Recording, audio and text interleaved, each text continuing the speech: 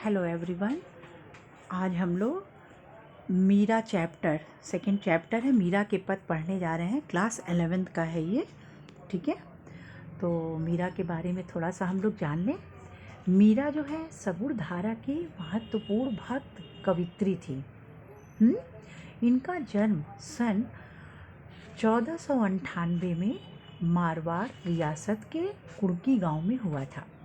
और मीरा जो है कृष्ण की उपासिका थी। तो कृष्ण की उपासिका होने के कारण उनकी कविता में सगुण भक्ति मुख्य रूप से मौजूद है, लेकिन निर्गुण भक्ति का प्रभाव भी मिलता है। संत कबीर रैदास उनके गुरु माने जाते हैं। बाल्यकाल से ही उनके मन में कृष्ण भक्ति की भावना जन्म ले चुकी थी, इसलिए वे कृष्ण को ही अपना आराध्य और पति मानती रही हैं। और सन 1546 के आसपास इनका देहांत हो गया था। और मीरा की जो प्रमुख रचनाएं मीरा पदावली और नरसिजी रो माहेरो आदि थी, ठीक है। तो आइए हम लोग मीरा का पद पढ़ते हैं। मेरे तो गिरधर गोपाल दूसरों न कोई, जाके सिर मोर मुकुट मेरो पति सोई। यहाँ पे मीराबाई कहती हैं कि मेरे तो गिरधर, गिर मने पर्वत, धर मने धारण करना, मतलब पर्वत को धारण करने वाले कौन? गोपाल अर्थात श्री कृष्ण, दूसरों ना कोई, दूसरा कोई नहीं है। तो मीरा जी कह रही है कि मेरे कौन है? गिरधर गोपाल हैं, जिन्होंने पर्वत को, कौन से पर्वत को? गिरधर गोवर्धन पर्वत को धारण किया है, वही मेरे गिरधर गोपाल हैं। उनके अलावा मेरा कोई दूसरा नहीं है। अब उनकी विशेषता क्या बताती हैं? जाके सिर मोर मुकुट मेरो पति सोई। जाके सिर, जाके मने जिसके, सिर मने सिर पर, मोर मुकुट, मोर का मुकुट है, मोर पंख का मुकुट है, मेरो पति सोई, मेरे सोई मने वही, पति मने पति हैं। क्लियर हुआ बेटा? तो मीरा क्या कहती हैं कि गोवर्धन पर्वत को उठाने वाले, सिर पर मोर पंख का मुकुट लगाने वाले श्री कृष्ण ही मेरे पति हैं। ये 2 लाइन क्लियर हो गया ना बेटा? अब देखिए, छाड़ी दई कुल की कहानी कहा करी है कोई। छाड़ी दई, छाड़ी मने छोड़, दई मने दिया, कुल मने मर्यादा। तो यहाँ पे क्या कहते हैं कि यहाँ पे लोग कहते हैं छाड़ी दई कुल की कहानी कहा करी है कोई। तो मीराबाई कहती हैं कि लोग कहते हैं कि मैंने मान मर्यादा का उल्लंघन किया है। कुल दई छाड़ी, कुल माने मैंने परिवार के लोक लाज को छोड़ दिया है, या मान सम्मान को छोड़ दिया है, या उल्लंघन किया है। तो लोग कहते हैं कि मैंने वंश की मान मर्यादा का उल्लंघन किया है। कहा करिए कोई, मतलब कहा कहते हैं, करिए मने कहते हैं। किसे कहते हैं? मुझे कहते हैं। तो मेरे लिए लोग यही कहते हैं कि मीरा ने वंश की मान मर्यादा का उल्लंघन किया है। संतन ढिग बैठ बैठ लोक लाज कोई। संतन मने संतों के साथ, संतन ढिग दोनों है, तो ढिग बने साथ, तो संतन ढिग संतन के साथ, संतों के साथ बैठी बैठी, बैठ बैठ करके लोक लाज खोई। लोक लाज खोई मतलब लोक मने संसार, लाज मने शर्म, खोई मने खो दिया। मैंने लोक लाज अर्थात शर्म है, लोक संसार का, लज्जा जो है, शर्म जो है, मैंने खो दिया है। मतलब कि सब लोग क्या कहते हैं कि मीरा संतों के साथ बैठकर लोक लाज खो दिया है। क्लियर?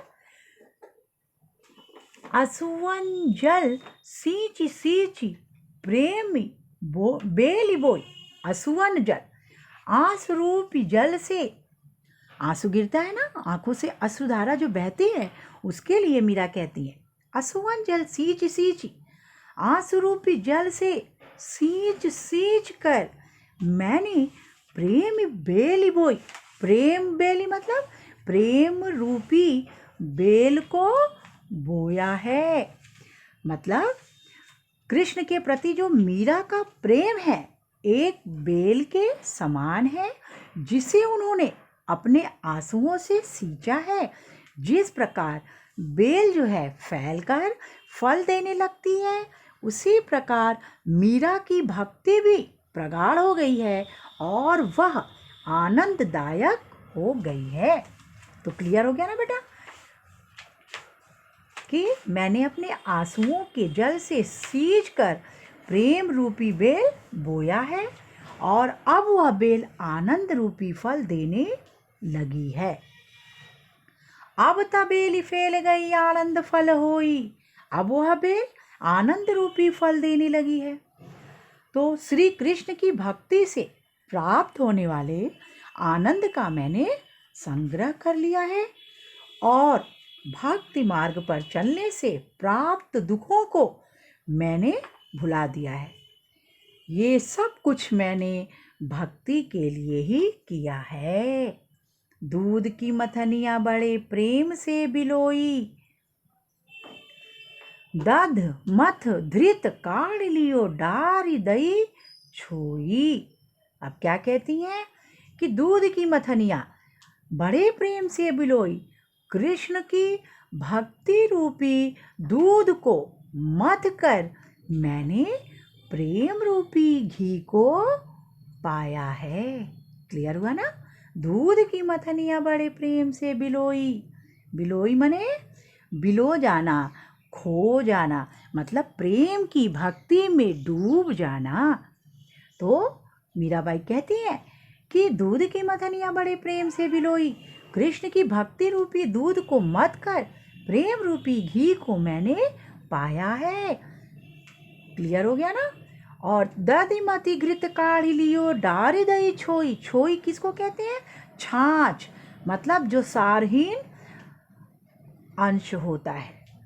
ठीक है, जो सारहीन अंश होता है उसके लिए कहती है कि मैंने कृष्ण की भक्ति रूपी दूध को मथा है, मतलब मथने अर्थात उन्हें अपनाने के बाद उनके प्रेम रूपी घी को प्राप्त कर लिया है।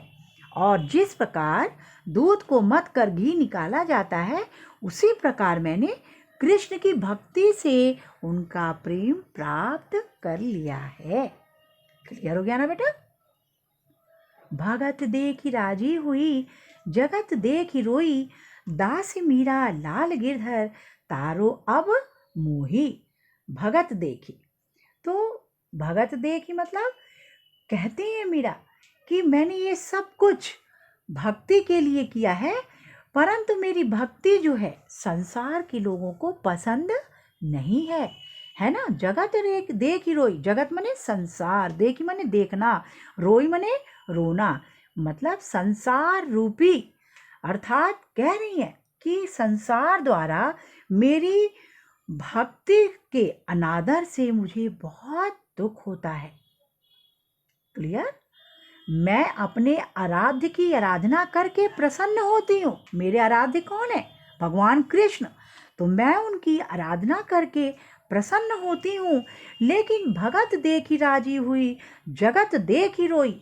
लेकिन ये जो संसार के लोग हैं, ये लोग मेरी भक्ति को देख करके दुखित होते हैं, और जब मेरी भक्ति को देख करके ये लोग दुख होते हैं या मेरी भक्ति के अनादर से मुझे दुख होता है। क्लियर हुआ ना? दोनों तरह से मैंने आपको बता दिया। मीराबाई श्री कृष्ण से विनती करती हैं कि दासी मीरा लाल गिरधर तारो अब मोही। तारो अब मोही का मतलब संसार रूपी भाव सागर से मुझे पार निकालो। मोही मने मुझे, अब मने अब, तार मने तारो, अर्थात पार निकालो। तो तारो अब मोही का अर्थ हुआ कि संसार रूपी भवसागर से पार निकालो। अब पूरे का क्या होगा? दासी मीरा लाल गिरधर तारो अब मोही। तो मीराबाई श्री कृष्ण से विनती करती हैं कि मैं आपकी दासी हूँ, इसलिए आप ही मुझे संसार रूपी भवसागर से निकालो। क्लियर हो गया बेटा?